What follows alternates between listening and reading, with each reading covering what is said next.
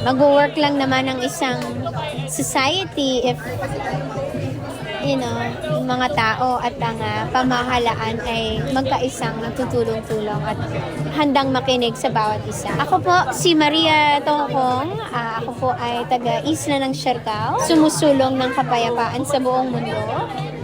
Kapayapaan para po sa lahat. Para nang sa ganun, magkaroon po tayo ng masayang pamumuhay habang tayo po ay nabubuhay.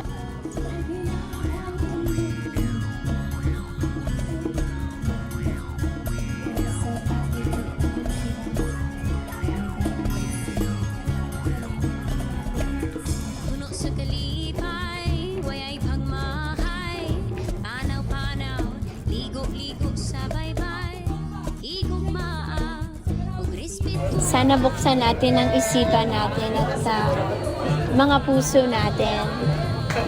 Piliin nating maintindihan. Kasi hindi naman magaganito lang nang wala namang pinanggagalingan, hindi ba? Importanteng alam din natin at makisama at piliin din nating, alam mo yun, samahan yung mga nakikipaglaban. Mabigat kasi siya kung isa, dalawa, tatlo, or iilan lang yan. Nagiging pantay kasi tayo sa gobyerno kapag tayo ay nagsasalita o kaya pag pinili natin makisama din sa mga nangyayari.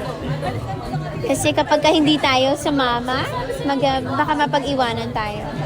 Pero kung tayo mga mamamayan na wala namang tanging hiling kundi ang kapayapaan, magkaroon ng malayang pamumuhay, magkaroon ng masayang pamilya, nakakaakol sa buhay. So, hindi naman po mahirap sigurong pangarapin yan.